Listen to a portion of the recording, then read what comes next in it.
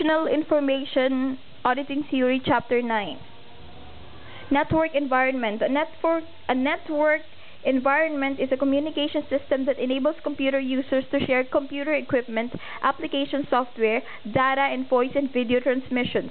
A file server is a computer with an operating system that allows multiple users in a network to access software, application, and data files.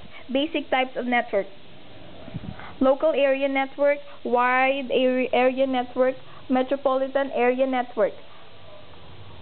CIS environments, database systems. Database is a collection of data that is shared and used by many different users for different purposes. Two components of database systems: database and database management system, or DBMS.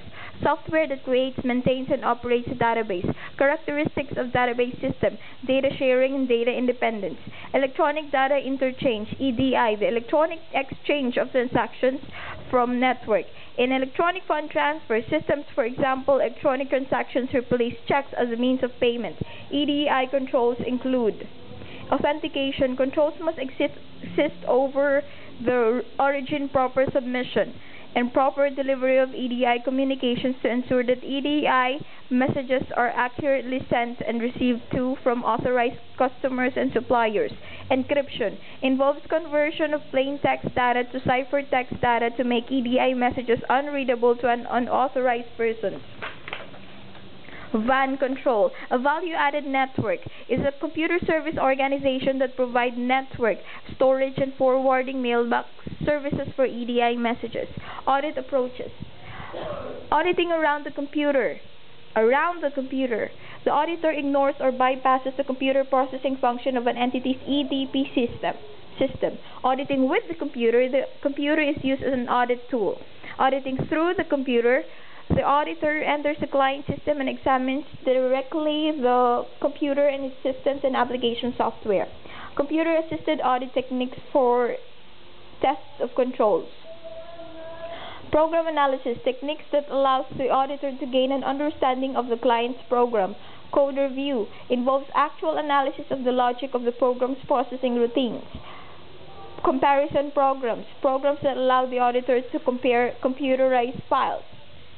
Flow charting software used to produce a flow chart of program's logic and may be used both in mainframe and microcomputer environments. Program tracing and mapping. Program tracing is a technique in which instruction executed is listed along with control information affecting that instruction. Program mapping identifies sections of code which may be a potential source of abuse. Snapshot. This technique takes a picture of a status of program execution, intermediate results, or transaction data at specified processing points in the program processing. Program testing involves the use of auditor-controlled actual or simulated data. Historical audit techniques. Test the audit computer controls at a point in time. A test data. A set of dummy transactions specifically designed to test the control activities that management claim to have incorporated into the processing programs. Shifts control over processing to the auditor by using the client software to process the auditor-prepared test data that includes both valid and invalid conditions. If embedded controls are functioning properly, the client software should detect all the exceptions planted in the auditor's test data. Ineffective if the client does not use the software tested. Base Case System Evaluation, BCSE, develops test data that purports to test every possible condition that the auditor expects a client software will confront. Provides an auditor with much more assurance than test data alone, but expensive to develop and therefore cost-effective only in large computer systems. Integrated Test Facility, ITF. A variation of test data whereby simulated data and actual data are run simultaneously with the client's program, and computer results are compared with auditors' predetermined results. It provides assurance that the software tested is actually used to prepare financial reports. Parallel simulation. It involves processing of clients' live or actual data utilizing an auditor's generalized audit software. If an entity's controls have been operating effectively, the client software should generate the same exceptions as the auditor's software. It should be performed on a surprise basis if possible. Controlled reprocessing, a variation of parallel simulation. It involves processing of actual client data through a copy of the client's application program. Continuous audit techniques. Test and audit computer controls throughout the period. Audit modules. Programmed audit routines incorporated into an application program that are designed to perform an audit functions such as calculation or logging activity. System controls audit review files, SCARPs. Logs that collection transaction information for subsequent review and analysis by the auditor. Audit hooks, exits in an entity's computer program that allows an auditor to insert commands for audit processing. Transaction tagging, a transaction record is tagged and then traced through critical control points in the information system. Extended records. The technique attaches additional audit data which would not otherwise be saved to regular historic records and thereby helps to provide a more complete audit trail. Review of operating system and other system software. Job accounting data operating system logs. These logs that track particular functions include reports of the resources used by the computer system. The auditor may be able to use them to review the work process, to determine whether unauthorized applications were processed, and to determine the authorized applications were processed properly.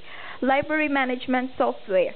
This logs changes in programs, program modules, job control language, and other processing activities. Access control and security software. This restricts access to computers to authorized personnel through techniques such as only allowing certain users with read-only access or other use of encryption. Computerized audit tools. Audit software. Computer programs used to process data or audit significance from the client's accounting system. Package programs, also called generalized audit software. Programs that can be used in numerous clients. They can be designed to perform different audit tasks such as reading computer files, selecting samples, performing calculations, creating data files, printing reports in an auditor's specified format. Purpose-written programs, also called special purpose of custom designed programs. Computer programs designed for specific audit tasks. Utility programs, part of the system software that perform routine CIS tasks. They are generally not designed for audit purposes. Electronic spreadsheets contain a variety of predetermined mathematical operations and functions that can be applied to data entered into cells of a spreadsheet. Automated work paper software designed to generate a trial balance, lead schedules, and other reports useful for the audit. The schedules and reports can be created once the auditor has either manually entered or electronically imported through use of client's account balance and information into the system. Text retrieval software allow the user to view any text that is available in an electronic format. The software programs allow the users to browse through text files much as users would browse through books. Database management system manage the creation, maintenance, and processing of information. The data are organized in a form of predefined records, and the database software is used to select, update, sort, display, and print the records. Public databases may be used to obtain accounting information related to particular companies and industries. Word processing software.